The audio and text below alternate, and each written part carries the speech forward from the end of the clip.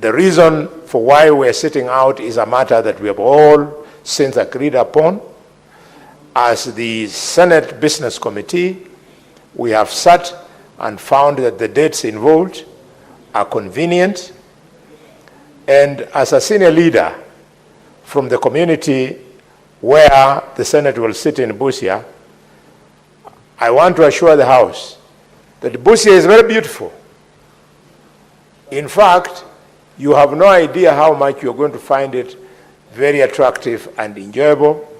You'll therefore be able to mix business and pleasure, which is the way of life, Mr. Speaker. I'm also confirming, Mr. Speaker, that the Senator of Nairobi, who is the youngest senator from the community, will be readily at hand.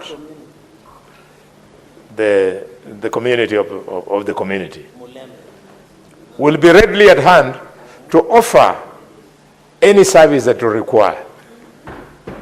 Mr. Speaker, needless to mention, Senator OMTATA, the Senator of Busia, who is a presidential candidate, who up to now is yet to launch his bid, Mr. Speaker, will again be readily available, and I hope that the Senate will find time, Mr. Speaker, to give him an opportunity to address Kenya about his presidential bid when we shall be in Busia.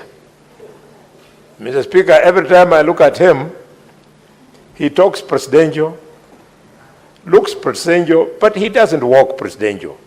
So, Mr. Speaker, Mr. Speaker, Mr. Speaker, therefore, I want to encourage the House on your way from the airport to Busia, you'll be spoiled for choice. You can choose to land in Kisumu International Airport. You can choose to land in Eldoret International Airport. You can choose to land in Kitale. And more importantly, Mr. Speaker, you can land at the heart of the land of bullfighting and gold mining in Kakamega at Iwichina Airport. Although I'm not too sure, because the ministry has been slow on the maintenance of that airport, is one of the many reasons why I am very unhappy, Mr. Speaker, with the pace at which the government is trying to access this community that will be hosting you with development. You know, Mr. Speaker, in politics, the people who opposed you and your formed government, as a presidential candidate, I know you might have that opportunity, so take this from me. The people who oppose you when you want to be president, after you become president, when they want development, they come and beg and kneel so that you can change your mind and give them development. But the people who voted for you, when they come for development, they don't beg for it. They demand for it. Yes, I know why Omnyoro is cheering me, Mr. Speaker. Mr. Speaker, I did not have Mrima on the mind. I was having Western on mind. We want to aggressively push Parliament, government, so that even as they service the rest of the country, they must start with the areas that voted. I'm not a proponent of shares, because the proponent of shares is far removed from... Let me offer some guidance. Yes, Mr. Speaker, sir. Members of this House are the beneficiaries of this trip to Busia. So as you move this motion, members, I can see they are now getting lost. What are they expecting in Busia as in devolution? What do we need to cover? Because we are talking of devolution, we are going to Mashinani to see what is happening in Busia as a Senate. So now when you digress and go to voting and all these things, presidential, so can you stick to, especially when you are moving the motion, let the members benefit from you as the move of the motion. As a non-member, of course, you know these games. You should be able to, even myself, the speaker, convince me that what you are moving is exactly what is in the motion. Indeed, Mr. Speaker, I'm guided, but just with a little bit of patience. I would have announced to you that we have shared roles in this motion. The gist of the motion, I've decided to leave it with the senator of Busia, who will be second me on this motion, so that he can go into the details. However, as you come to Busia, you are coming to terms with the history of the political terrain of this country. It is in Kisii, and not in Kisii, it is in Busia, Mr. Speaker, where senators will discover that the first aircraft to crash with members of parliament, including ministers, in this country was in Busia, where we lost ministers, and one of my heroes, political heroes, Mother Karua, survived, Mr. Speaker. Younger senators like Cherargei will not understand why Mother Karua is a hero, but one day he will read the history of this nation.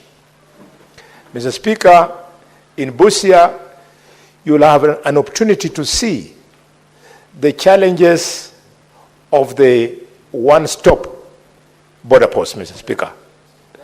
The one-stop border post in Busia has literally killed businesses in Busia, because Busia is a border town, and one area where we were making a lot of money is through the business of clearing and forwarding. Mr. Speaker, when the Committee of Health comes to Busia, they'll see for the first time how far ahead Kenya is in rolling out health services, because Busia County Hospital treats almost 45% of the patients there are from Uganda. We don't mind, Mr. Speaker, because those 45% are not strangers. They're just the lawyers on the other side. Anytime I see you intimidate me, Mr. Speaker, I always say, you know, I have a choice of being a Kenyan or a Ugandan, Mr. Speaker. Mr. Speaker, when you come to Busia, you'll see with your own eyes how hardworking and innovative Kenyans are. It is in Busia that the modern African mode of transport called boda boda, it's where it was born. In fact, Mr. Speaker, I'll advise members to use the traditional boda boda of Busia. Was not a motorbike, Mr. Speaker, it was a bicycle. And how things change. I remember when I was in the National Assembly,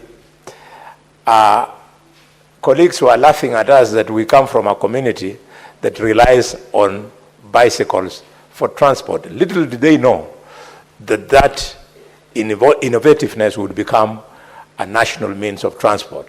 With those many words, Mr. Speaker, I now want to invite you, the presidential pretender, and by pretender you should understand what I mean by that word. Doesn't mean you have no chance.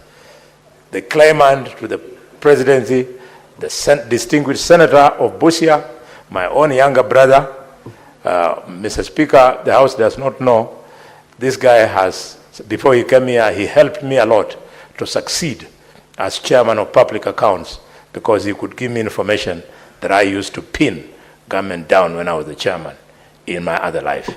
Welcome to second me, the senator of Busia. Senator Koiti Andrew OMTATA. Honorable Speaker, thank you for the opportunity to second this very important motion. Indeed, Mr. Speaker, the motion was passed last time, but due to budgetary constraints, the Senate was unable to go and sit in Busia. This time, I hope we'll not hit the same boulder or the same iceberg, but as the indomitable bullfighter, the Honorable Senator from Kakamega has said, it will be an important experience for the Senate to go and sit in this town,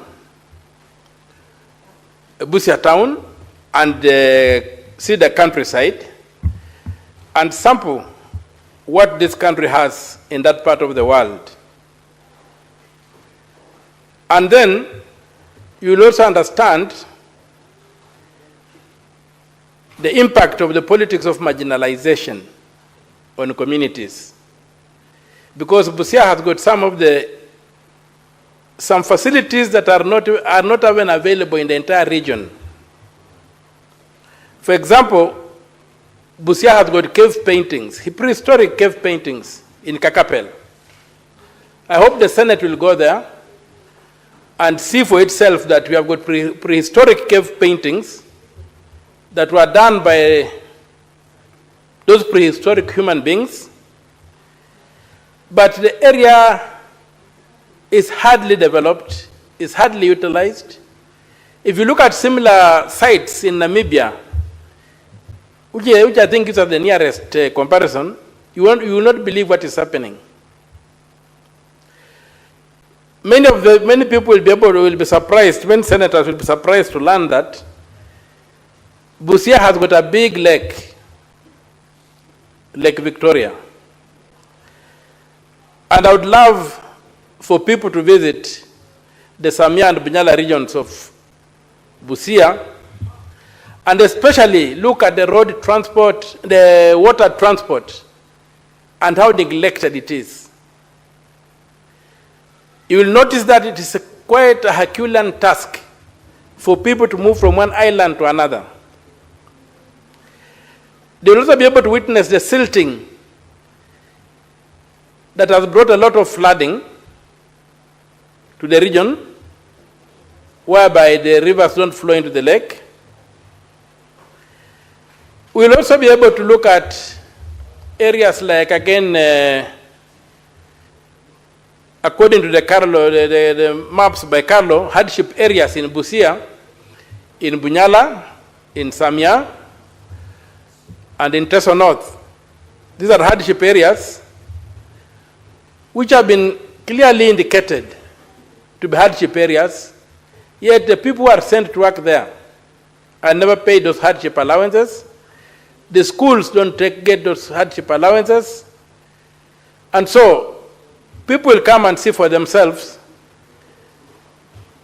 the kind of challenges we have in a land of plenty, or a land of huge potential. People will also come and see the destruction of wetlands as a result of sugarcane farming. And I hope we also look at the River Yala, the Yala swamp, which we are told is about 17,000 hectares, 11,000 of which are in Busia, 6,000 in Siaya, but all decisions governing the swamp are made largely in Siaya, with Busia left holding the short end of the stick. So we will also come, and it will be a good opportunity because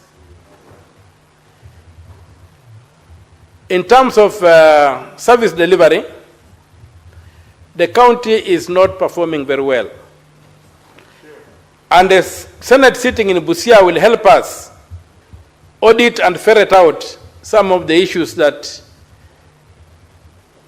are leading to underdevelopment. I have finished a forensic audit of the 2022-2023 financial year in Busia. I don't know if there's any other senator in this house who does forensic audits of their counties. I've done that forensic audit. I will be releasing the results tomorrow. But the picture is sad. In terms of public money, Busia is a crime scene. It's a crime scene to the extent that there's a lot of abuse of public funds given to the county government. And I hope that when the Senate comes to Busia, the governor and his team, it will hold their feet to the fire so that we can get some accountability